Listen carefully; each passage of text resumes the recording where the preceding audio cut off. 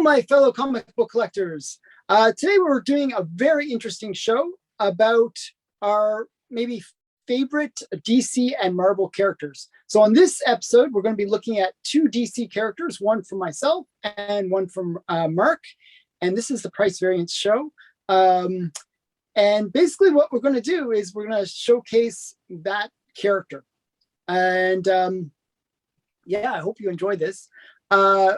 First thing that we're going to do is try to guess the other person's character. So right now, this show is going to be about DC characters. So Mark's going to try to guess mine. I'm going to try to guess his DC character. So you go first, Mark. Well, I think this is pretty easy. I think Alan is going to do Wonder Woman. Wow, how did you guess that? I don't even like Wonder Woman. Like it's like it's like so obvious. Okay, yes, we have done about 100 shows between us, so I should be able to work out who your favorite DC character is. Yeah, she's my favorite DC character. So yeah, so that'd be pretty good guess. My guess is actually kind of interesting for yours. I would guess either Superman, which is kind of like an icon, or actually Batman would make more sense. So I'm thinking Batman. You've got it right. Well done. Yeah. Okay. So I was thinking like iconic ones. So I was going Superman, Batman. Oh, and Mark more likes Batman. So I'm going to go with Batman. So yeah, Batman. Correct. So we're pretty good at knowing each other's things. Yeah. And I was kind of hoping you were going to pick Strawberry Shortcake or something like that. Okay. So Patsy Walker or somebody, yeah. No, that's yeah. I'm actually trying to pick up a Patsy Walker. Are you? Okay. Yeah. So just so you know, I'm trying to find her first appearance and stuff. But okay. So how about you show your... We're going to see a lot of comics here. So what I suggest, Alan, we'll do a third of the comics we're going to show at a time, and then the other person can show a third of their comics. Okay, I'm going to do it by ages. So haha. Okay, well, so a little bit different. Yeah, that makes it easy. Yeah. Okay, I'm going to start off. So my character is Batman. Batman has been my favorite character ever since I started collecting comics. So that's 50 years ago. I started collecting comics when I was 12. I'm now 62. That's 50 years of Batman collecting. So I've got a lot of Batman comics and it's never going to end.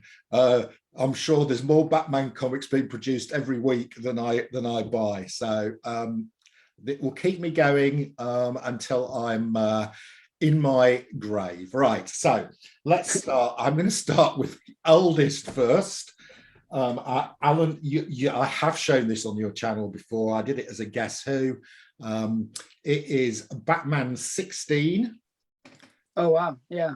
I'm just going to change the view here so that we can get a better...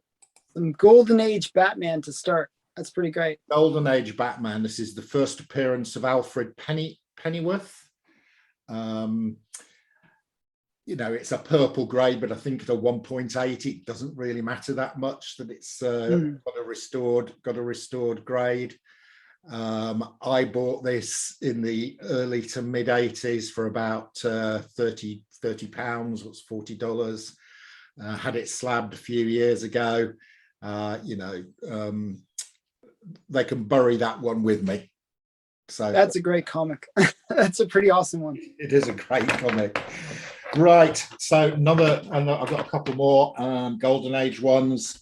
This one I don't think I have shown before on the price variance. This is Batman 42, and this is the first cover appearance of Catwoman on a Batman comic.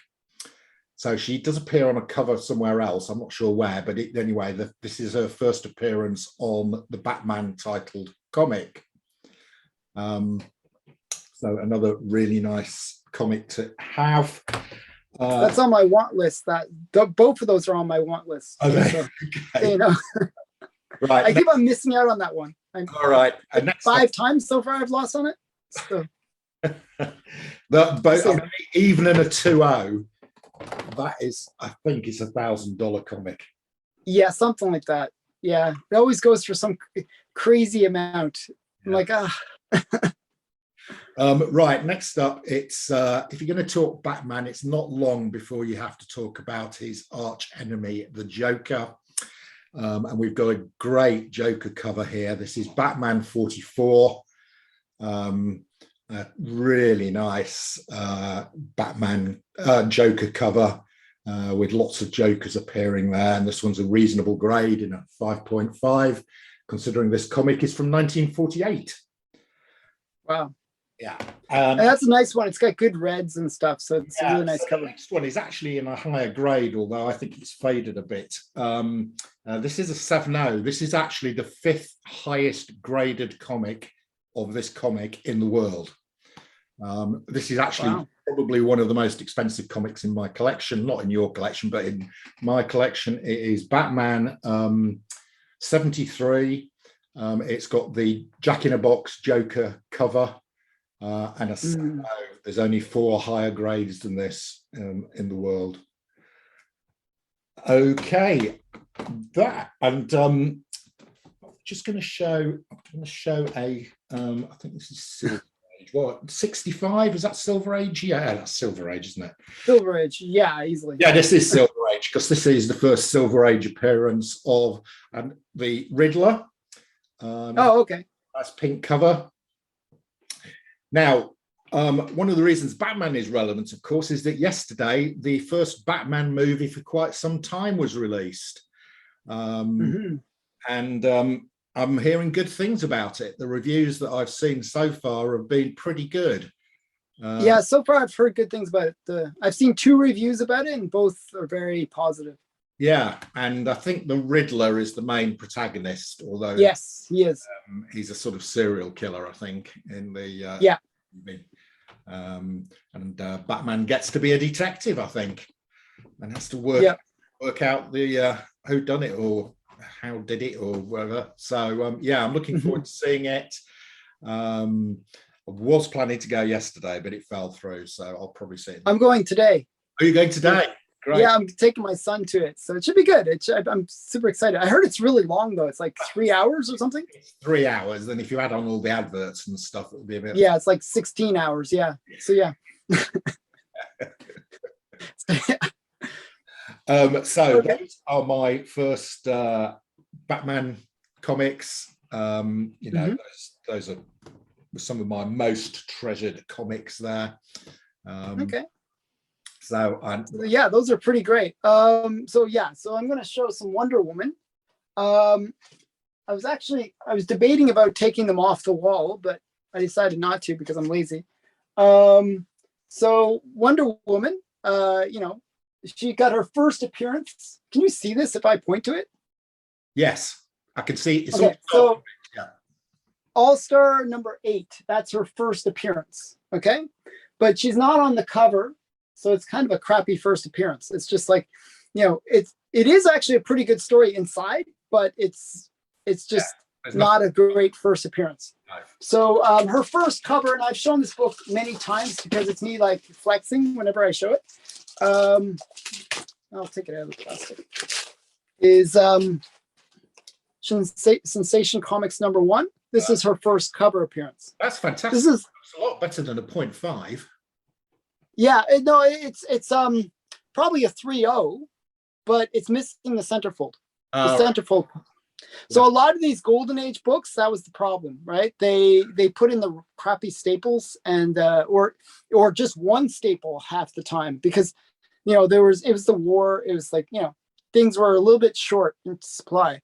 So a lot of the time the staples didn't quite hold the books together as well as they could. But yeah, this is her first cover appearance.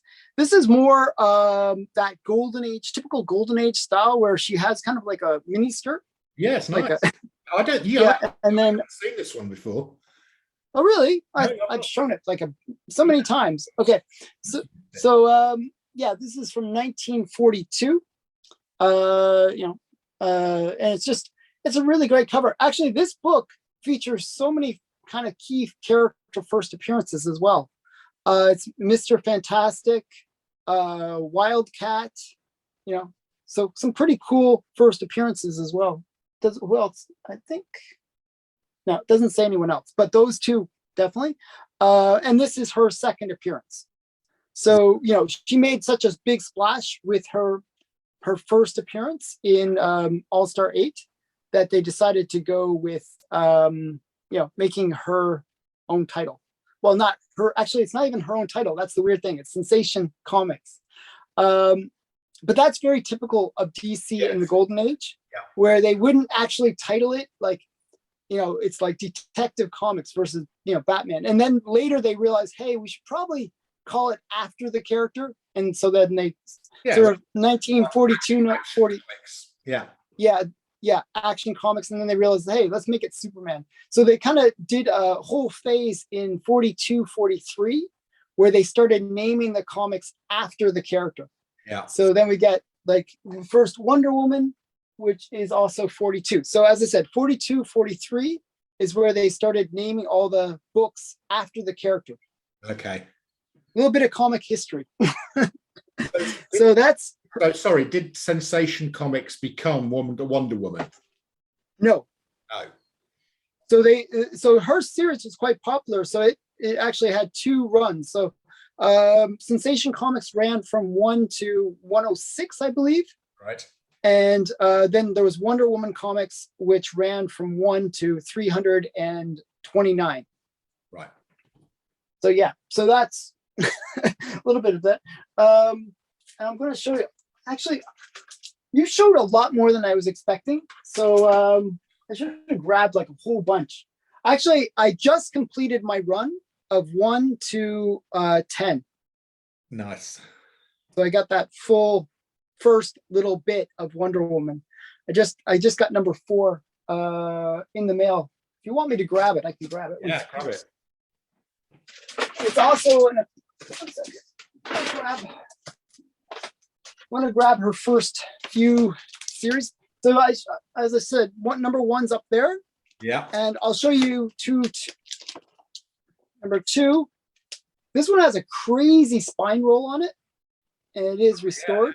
Yeah, it has. It's a nice cover, but it's got this weird, crazy spine roll. Yeah. I think if that was fixed, it would even be a higher grade. I think you could, if you sent that to a professional, they'd fix that. Yeah. It's got a really weird spine roll. But other than that, it's brittle, but the paper's brittle or not. Yeah, it's I don't know. The paper's not brittle. So you might be able to that's number 2. Might be fixable.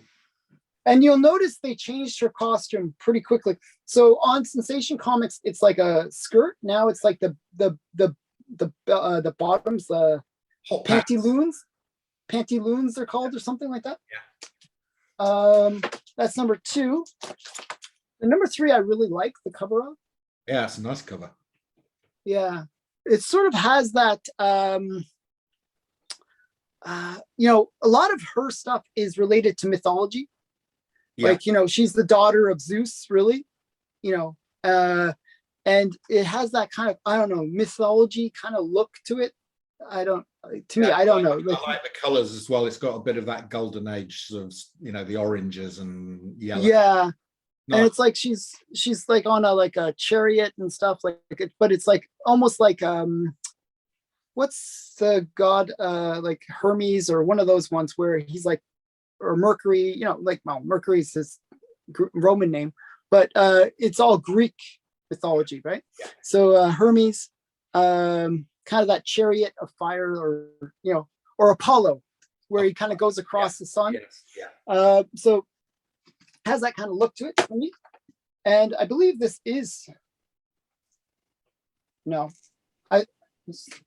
lot of the books have like first appearances of gods. It's kind of interesting. So then there's this one, which is number 4. This is one that just came in the mail yesterday. So I just got this yesterday, literally. And there'll be an unboxing video later about this one. So this is, kind of a cool cover. Again, it's just that centerfold popped out. Yeah. So again, it looks like a much higher grade, but it's one that I don't know why. I think because they knew that it was incomplete, they didn't clean it. Had they just cleaned it, it would really shine. It just it has like that just kind of weird dirt on it. Yeah, I think it could be cleaned, cleaned but up. yeah, just a really great one. Very nice. Okay, so those are some of her golden age, and the next I'll show some silver age. So I'll let you show some more comments. That's really great. I mean, you must be one of the few. I wonder how many people in the world have got Wonder Woman 1 to 10. And yeah, I'm only missing 12 issues out of 300. So I'm getting really close to having the complete run. Impressive, impressive. Yeah. Okay, so if you collect Batman, you've got quite a lot of choices because you've got Batman, Mhm. you've got Batman, you've got Detective Comics, you've also got Brave and the Bold because it became a Batman comic after about issue 65 or something. Yeah. So I've got a Brave and the Bold here, and this is I really like this cover. I've had this for some time. It's actually signed by Neil Adams.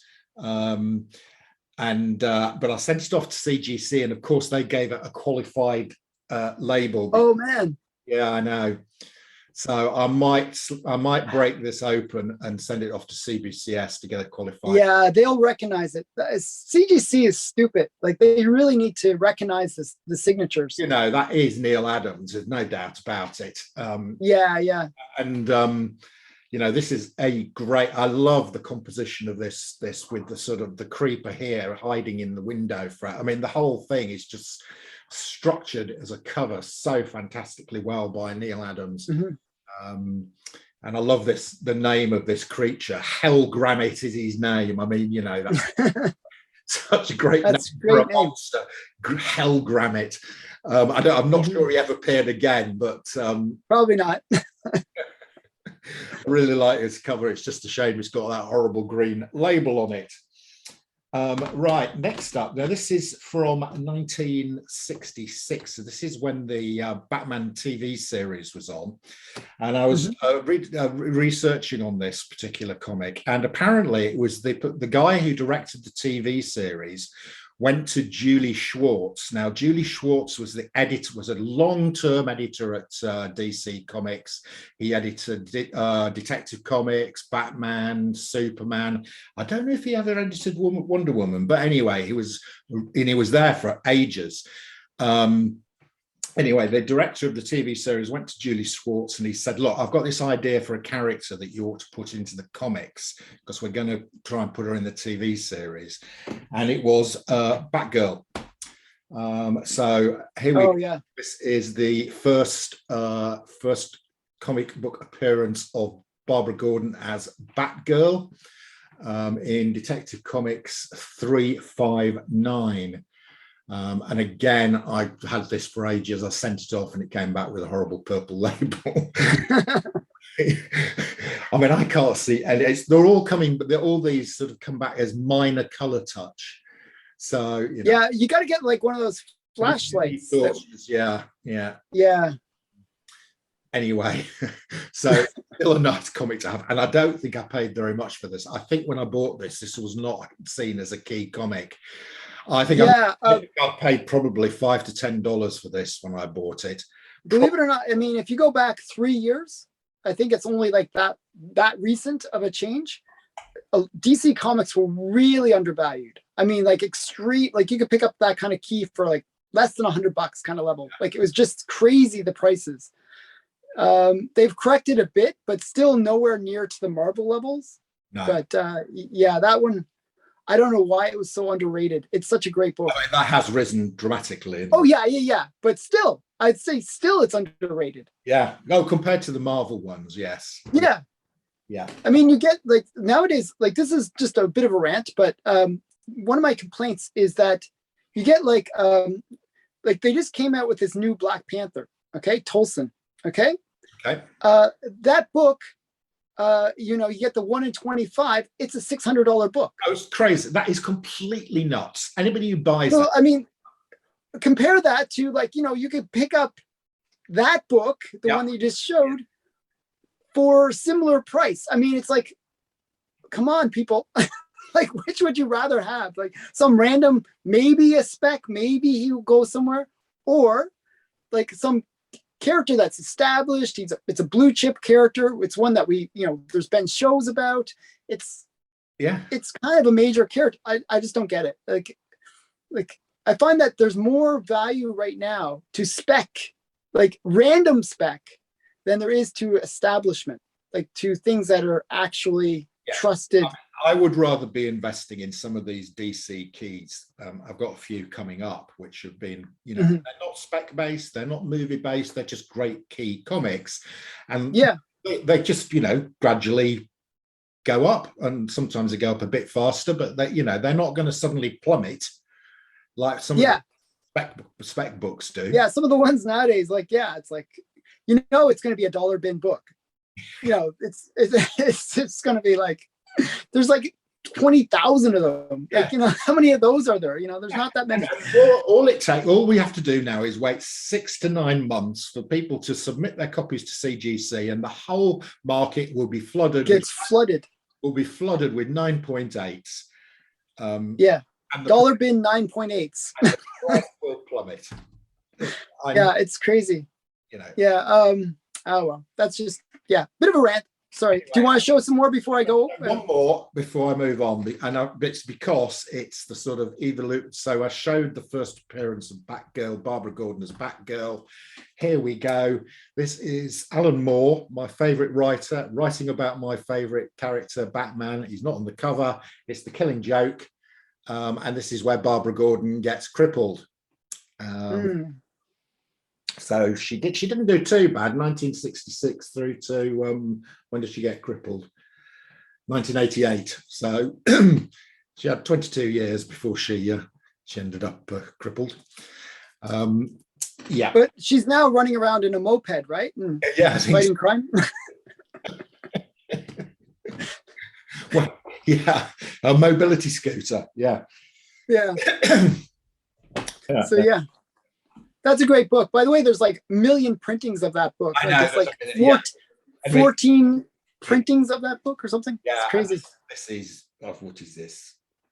I think that's the first printing. I think this is the first printing. Yeah. It's the green. So I have it too. So that's why I'm a stickler. I like first prints. I don't really like the second prints.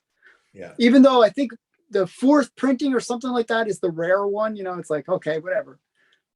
Yeah. Well, on some modern comics, the second, third, or fourth printing can be more valuable first than the first. But Berserker, Berserker, the Keanu Reeves thing last year. Yeah. The first printing, I think there was something ridiculous like 400,000 printed. Yeah. The second printing, I think there were 100,000 printed, and the third printing, there was only 10,000 printed. So the ones who have gone for on Berserker was the third printing, and that has worked out. The only flipping Berserker comic that's actually worth anything now is the third printing.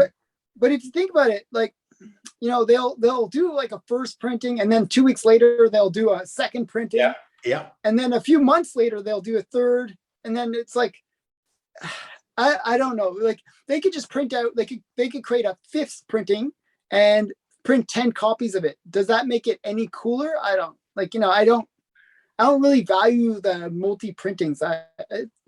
Comment below, what do you guys think? Do you think like the millionth printing is actually a good one to pick up just because there's one copy of it? Bring it to a photocopier and you can say, oh, this is the 32nd printing. It's like only one in existence and it's handmade. It's like, doesn't mean anything to me. I'm a first print kind of guy. So that's just my. Okay, well, I'll swap you your Berserker third prints for my Berserker first prints. Not that I've got any Berserker first prints, anyway. Yeah, I don't have any, so you don't have to worry about that. I would give you all of them, just so you know. All right. Because I have none. Okay, so I'm going to show a bit more Wonder Woman. I should have grabbed more. You're showing a lot more books. Like whenever I bring a lot of books, you bring a few books. Whenever I bring like a few books, so I haven't quite worked out what to show. So I showed Golden Age Wonder Woman. Yeah. And they kind of revamped her a bit. And this is the Silver Age Wonder Woman. Ah, yes. This is one of the covers you beat me with on the cover competition. Yeah. So this is the twins. So this is where they kind of redid that origin of Wonder Woman, and kind of more defined it as like a competition, so that they could see who could represent Was this like the Black Panther thing where they had to challenge to see who was the Black Panther? So it's that typical challenge, and they all had to dress up. Like they all had to dress up in this costume, right? And they have to have the same hairstyle as well. Yeah, of course. It's like so that way it's fair, right? You don't know who is the real Wonder Woman, so it's like, it's kind of cool that way. So so that's Silver Age. I do like that cover. I think that's a great cover. And I think this is still silver. Yeah, this is still silver. So this is where but then the weird thing is they kind of did that for a while, where they had this kind of Silver Age style. And then they came out with this book, which is 159. So that was 98. And this book, basically, they went back and said, oh, screw all that. We're just going to go back to Golden Age style. And this is where they kind of go back to the Golden Age. So they retell the origin, and they kind of make it like almost like one of those like, oh, we're going to reveal the secrets of Wonder Woman. It's like kind of like that kind of style, but it's really just a retelling of the Golden Age. They've kind of brought back the Golden Age. So I guess, they realized that there was something about the Golden Age Wonder Woman that kind of appealed to people. Yeah. So they kind of brought it back in this one. So that's 159. Yeah. And I actually didn't bring enough. So when we do the next video, I'm going to grab a whole bunch of books just to dominate. Okay. So I'm going to show my last two books. I only brought like a few. Great. Look, you're winning in quality, Alan. Okay, so then we get into so as I said, it lasted up to 329 books. I should have brought that book, actually, 329. But then it went into the next series. Yeah. Which is 1987. Yeah. So we get I think this is a George Perez cover. It's George Perez. He had a long. He did the first few issues of. I did more than the news. He did quite a few. Yeah, the first. Like, I think it's like. I'm going to say like first 30 or so. Like it was a lot. It was a lot of the first two issues of Wonder Woman, and these covers were brilliant. I mean, like. I'm not doing it justice. Some of the best covers for Wonder Woman. So you got the front cover, which is kind of amazing. Yeah. But it's a complete. It's a great cover. It's really just George Perez. I think highly underrated. I've got quite a few of those George Perez Wonder Womans. And just a really I really love this back. Actually, the back is as good as the front. I know it's just a really great rendition. I think he's getting some recognition now because of that he is kind of dying, which is kind of sad. That it's only after he's dying that people kind of recognize him. And what's happening is because George Perez is dying, what they're doing is any of his iconic books, they're kind of doing these weird reprints and bringing them back. So this is just. Actually, I have a few copies of this just because I really love this cover. So that was that one. Another one that I feel is like kind of the really iconic Wonder Woman that we kind of know today in a weird way is Bolin. Oh, that's nice. Yeah, this is the one where they even made a statue about this cover. Where it's that typical. Like whenever I go to some comic shops or even like GameStop or like one of those kind of places, they always have this statue, this giant Wonder Woman statue. But it looks like what's her name? The girl that played it, Gal Gadot. Oh no, not Linda Carter. Oh, Gal Gadot. Okay, yeah. So they'll have this statue, this pose. It's just like a really great Amazon warrior kind of pose. That's a great cover. I've got to find that. Yeah. And that's really something that the second series kind of got more into than the earlier series in a way. They really got into that whole Amazonian kind of Greek mythology and stuff like. So, I mean, it was in the Golden Age as well, but it was kind of different. In a way, Wonder Woman kind of reminds me of Black Panther. And I'll explain that. You know, it's weird. It's kind of got that Wakanda feel to it. It has. You know, Paradise Island. Yeah. You know, it's just, you know, they have like crazy technology. Actually, in Wonder Woman #7, which is right there. Yeah. I'm not sure if you can see it. I can see it. They have like a time machine, like not a time machine per se, but a machine that allows them to see the future. And they can actually see 3,000 years into the future. And they see that Wonder Woman is still alive because Etta Candy has developed a serum using like the technology from the Paradise Island to basically create the serum that allows people to live forever. So even Steve Trevor is alive 3,000 years in the future. And Wonder Woman actually becomes president of the United States. Okay. And she's competing with Steve Trevor to who's going to be the president. It's a really great story. You know, it's kind of funny. So yeah, so that's, I don't know. So I think, you know, that's very Wakanda-like if you think about it, like this super technology. It kind of reminds me of Atlantis a little bit, you know, that whole idea of this lost civilization, disconnected from the rest of the world. You know, I really, yeah, a lot of similarities there. Like, you know, originality is not something that you see much in DC and Marvel. So they like ripping each other off. So yeah, Wonder Woman is a great comic. I love Wonder Woman. So yeah. Okay, I'm going to fly through a load of old Batman covers. Okay, show all your Batman. Right, and then but I'm not sure. This is just my selection. So there's Batman Year One, one of my favorite Batman stories. Frank Miller, great art by Matticelli. Really fits. You know, this is sort of reinventing Batman as gritty, noir, street level, and I think that's what we're getting in the movie that you're going to see later today. Really love this series of Batman Year One. Also, I think I've shown this one before, Batman Death in the Family, another great story where the Joe Public kills off Robin, or maybe it was just one man who set his phone on. The Robocollar killed him. Yeah. Another one, and this one has been going up in price crazily in the last 3 years. This is Batman 423. This is Todd McFarlane on Batman, and Batman is looking very Spawn-like before Spawn was even conceived.